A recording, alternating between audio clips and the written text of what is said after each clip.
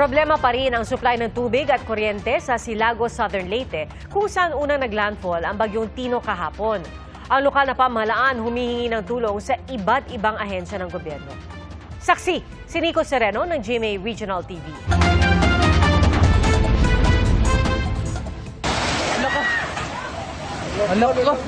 Sa lakas ng hanging dala ng bagyong Tino, halos matuklap ang bahagi ng bubong ng eskwelahang ito na ginawang evacuation center sa Silagos, Southern Leyte.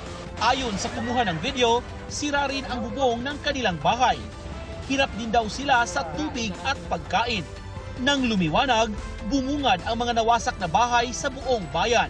Sira at natuklap ang mga bubong. Tumambad ang mga nabuwal na puno. Ayon sa mga residente, mas matindi ang epekto sa kanila ngayon ng bagyong Tino kumpara sa epekto ng Super Typhoon Yolanda noong 2013 at bagyong Odette noong 2021. Problema nila ngayon ang kuryente at tubig dahil malayo ang pinag-iigiban. Arang ko suga, sir. Kuyang ko suga, sir. Murang nag-andar. Murang makina, sir, nagdaang hangin. Kuyang ko suga, sir. Sa tanang bagyo, sa sinta naman ko mahigit ang pangidaron.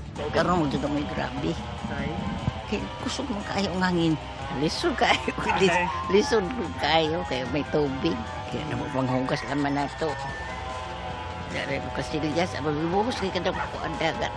Ayon sa LGU, mahigit sa 5,000 residente ang naapektuhan at nasira ang bahay.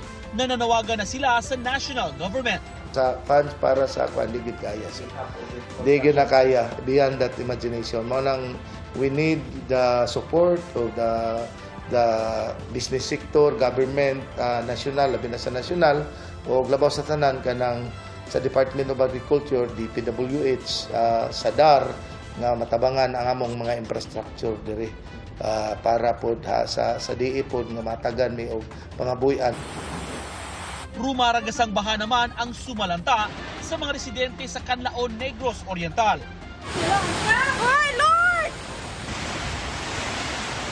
Nang humupa ang baha, nagkalat ang mga sanga ng puno at bato. Ang mga bus na ito at ilan pang sasakyan lubog sa putik. 12 ang nasawi sa Canlaon City ayon sa mga lokal na opisyal. 10 naman ang patuloy pang hinahanap. Kita mula sa himpapawid sa Consolacion, Cebu ang lawak ng naapektuhan ng baha.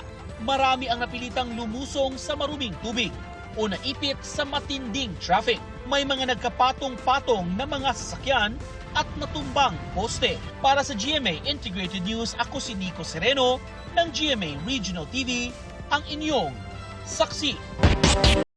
Mga kapuso, maging una sa saksi. Mag-subscribe sa GMA Integrated News sa YouTube para sa iba't ibang balita.